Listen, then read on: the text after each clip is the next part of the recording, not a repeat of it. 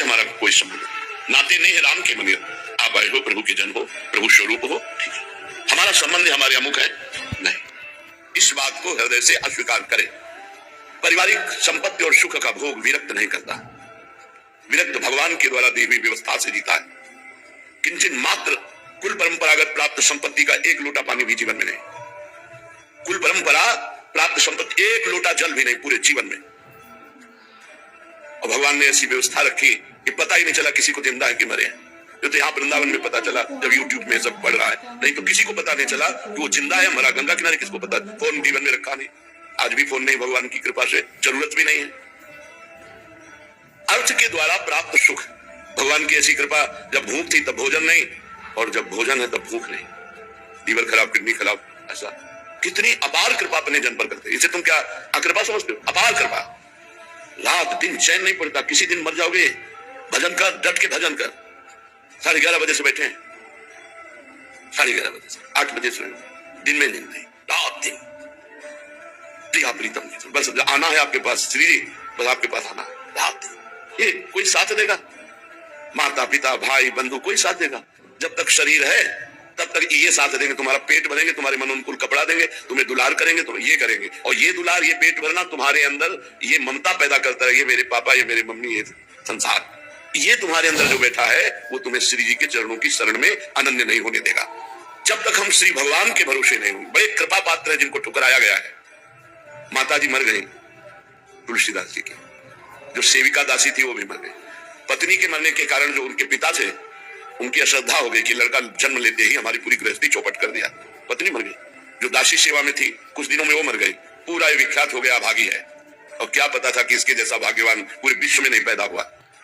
अद्वितीय महापुरुष जिस दरवाजे में भूख से व्याकुल होकर जाते, ए अभागी ये खड़ा रहेगा कुछ अमंगल हो जाएगा, छोटे से बालक साक्षात भगवान शंकर और अन्नपूर्णा वेश बदल कर आते, रोज भोजन देते तुलसीदास जी को। वो ऐसे महापुरुष हुए कि काशी में अद्वितीय पांडित्य और अद्वितीय रचना और अद्वितीय भक्ति, क्या क्या उनके लिए वर्णन करें। अद्वितीय वैष्णव, अपार ज्ञान के समुद्र, ब्रह्म ज्ञान, वैराग्य, भक्ति, सांख्योग, सब रामचरितमानस में सरल भाषा में सब लिखा हुआ है।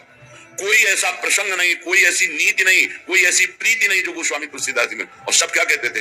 अभागी है। हम तो धन्य भाग मानते हैं उनको जिनके पास अव्यवस्था और ठुकरा दिए गए हैं। उनको एक रास्ता सिर्फ दिखाई देता है प्रभु का, एक भरोसो, एक बल, एक आस विश्वास। श्री जी को एक बात चाहिए, अपन पाओ, अपनापन। अवगुण करे समुद्र सम गणत न अपनो जाने, अपनो।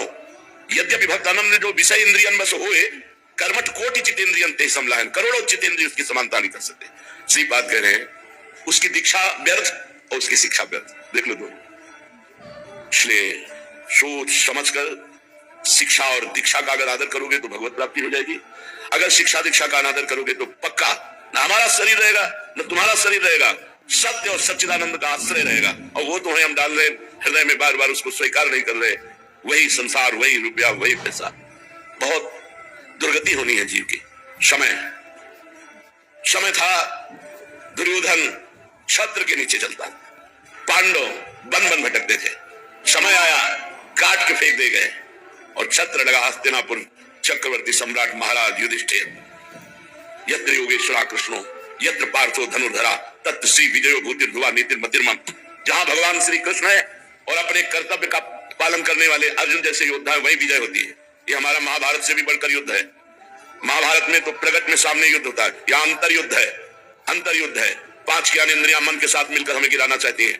6 शत्रु काम क्रोध लोभ मोह मद मत्सर, ये 6 उर्मियां, जरा मृत्यु शोक हर, ये भूख प्यास, ये हर समय सब पर विजय प्राप्त करनी, तब वो जीवन मुक्त महापुरुष होता है। और ये सब ऐसे हो जाएगा सहज में। कहो कृपा ते कहा न होई, कृपा से क्या नहीं हो सकता। एक क्षण में भगवान झांकी अंदर प्रकट कर देंगे, सात चित्त का प्रण, और वो तभी प्रकट करेंगे जब एक भरोसा, एक बल, एक आश, एक विश्वास। यहां तो फैला घूम रहा है। श्रीपाद कह रहे हैं, क्या इतने जन्म हुए, ता स्ता संपादितास्ते बहुजनिष निजाम किम प्रतिष्ठा प्रणोसी। दिव्य सख चंदन स्त्री आदिक विषय भुजा कानु तृप्ति स्तवा भूत। तुम्हारे अनेक जन्म हो गए, तुमको याद नहीं, तुम बड़े प्रतिष्ठित भी रहे हो, तुम्हें बहुत सी सुंदरी स्त्रियां भोगने को मिली हैं, तुम्हें दिव्य माला चंदन आदि विषय भोग भी बहुत प्राप्त हुए हैं। क्या आज तुम्हारी तृप्ति है? वही भूख, वही तृष्णा। इसलिए मेरी प्रार्थना मान लो। तस्मान इंद्रियार्थेषु प्रयत्न विमुखस्त्वम सुखस्यात् सीम्ना, ये इंद्रियों के सुख के लिए तुम प्रयत्न करना बंद कर दो।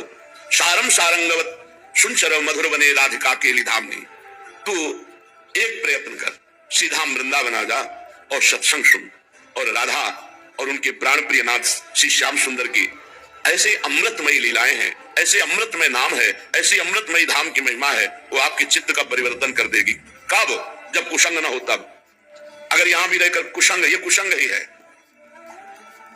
प्रभु से बिलग कोई आशा और भरोसा जाग जाना, ये कुसंग ही है, चाहे जितना कोई प्रिय हो। धर्म से व्रत वही होता है। ये दो है, या तो भय और या प्रलोभन। जो भय और प्रलोभन से किसी भी तरह ना हटे तो आगे भगवान खड़े। भाई जी महाराज बिल्कुल एकांत में भजन की ठान ली तो एक खरबोपति, इन खरबों की संपत्ति, 10 फैक्ट्रियां, बड़ा सा वैभव भाई जी के पास आए और कहे कि आपको पता होना चाहिए कि अब हमारा कोई ऐसा वारिश नहीं है जो संभाले, सब हम आपको देते। अरे भाई जी ने कहा नहीं नहीं नहीं। बोले भाई जी आप जैसा अधिकारी मिलेगा नहीं, सब संपत्ति। बोले नहीं, बिल्कुल नहीं, आप साधन यहां से पधारिए, दोबारा शब्द मत बोलिए। भाई जी ने लिखा कि देखा भगवत प्राप्ति के लिए कदम जब आगे बढ़ाया तो कितना बड़ा प्रलोभन आ गया। ध्रुव जी जेवी नगर से बाहर निकले, देवर्षि नारद जी ने कहा अभी चल के उत्तानपाद से अभी राज्याभिषेक करवाता हूं। ध्रुव जी ने कहा नहीं, क्षत्रिय बालक हूं, एक बार निश्चय किया कभी टलता नहीं। चेला पक्का गुरुमंत्र दिया और पीठ ठोक दी। श्रीपाद कह रहे दिव्य श्रक चंदन स्त्री आदिक विषय भुजा कान तृप्ति स्तवाभूत, आज तक तुम्हें तृप्ति हुई क्या? नहीं भोगा तुमने अनेक जन्मों में। तस्मान इंद्रिय अर्थे प्रयत्नो विमुखस्त्वम सुखस्यात् सीम्ना, इन इंद्रियों के अर्थ का भोग त्याग दो। ये इंद्रियार्थी भ्रष्ट ही होता है जो अपने इंद्रियों को स्वतंत्र छोड़ता है भोगों के लिए। सारम सारंगवत सुनसर मधुर बने राधिका के लिधाम, जैसे भ्रमर पराग पान करता है ऐसे आनंद सिंधु भगवान का प्रेम पराग तुम्हें वृंदावन धाम प्रदान करेगा। जिसके मन को 3 ने परास्त कर दिया उसकी दीक्षा व्यर्थ, उसकी शिक्षा व्यर्थ। कंचन, कामिनी और कीर्ति। कांतक त्वन मात्र संसादित युवती मया मेद बीभत्स पिंडे दाग दृष्टे पंडिताना मपि विलय मिता धैर्य रक्षिता शिक्षा का भक्ति का विरक्ति तद हृत धियाम कई वृंदावनाशा। क्या भक्ति रह गई उसकी जब रुपये ने उसके चित्त को चुरा लिया? क्या भक्ति रह गई जब किसी कामिनी ने उसके चित्त का अपहरण कर लिया? जब यश की आशा जागृत हो गई तो क्या भक्ति क्या विरक्ति, का भक्ति का विरक्ति तद हृत धियाम कई वृंदावनाशा। अभी तो प्रपंच के चिंतन में वृत्ति जा रही है। एक अवस्था होती है जिसको तुम्हें पता ही नहीं, आनंद की वृत्ति ही नहीं उदय होती, वृत्ति ही नहीं होती, उठती ही नहीं, कोई वृत्ति ही नहीं है। शांत जैसे गाढ़ निद्रा में कोई वृत्ति नहीं उठती, ऐसे जागृत अवस्था में न सतवृत्ति न सतवृत्ति, उसे ब्रह्माकार वृत्ति कहते हैं। उस परमानंद को, ब्रह्मानंद को भी जो श्रीपाद कह रहे हैं मुमुक्षुणाम याता लय मल महाभूर्यापचितिम हरे रे कांति त्वा महाग्रह याताम धिक्करोत। लय वृत्ति, ब्रह्माकार वृत्ति, मुमुक्षुणाम याता, जो मुमुक्षु बड़े श्रम साधना से ऐसी वृत्ति प्राप्त की कि कोई वृत्ति ही उदय नहीं हो रही, केवल ब्रह्माकार शांत गाढ़ वृत्ति, उसको जब प्रिया प्रीतम का सुख मिला प्रबोधानंद जी को तो कह रहे हैं ए मुक्ति, क्योंकि ये मुक्त जीवन मुक्त अवस्था है, ये महान अनिष्ट अब मत करना हमारे साथ, क्योंकि हमें वृत्ति चाहिए, हमारी वृत्ति में प्रिया प्रीतम हो, हमें वृत्ति ले नहीं चाहिए। कह रहे तुम उनके घरों में जाओ जिनके हृदय में मोक्ष की अभिलाषा है। हम एकांतिक प्रेमियों के लिए तुम्हारे पास आने की कोई जरूरत, धिक्कार है तुम्हें अगर हमारी तरफ आओ। गृह आताम धिक्करो, मेरे हृदय रूपी घर की तरफ अगर मोक्ष आ रहे हो तो तुम्हें धिक्कार है, नहीं चाहिए मुझे मोक्ष। ना आयास्तम मुक्ते कुकृति रूप वृंदा कवि तदा। बहुत विचित्र शब्दों का कुकृति मतलब उसे सीधे शब्दों में कहते कुकर्म। अरे मोक्ष तुम मेरे साथ कुकर्म मत कर देना कि मेरी वृत्ति ले कर दो, मुझे वृत्ति चाहिए प्रिया प्रीतम के चिंतन, प्रिया प्रीतम की सेवा की, प्रेम सहित हुलसात सेवा से।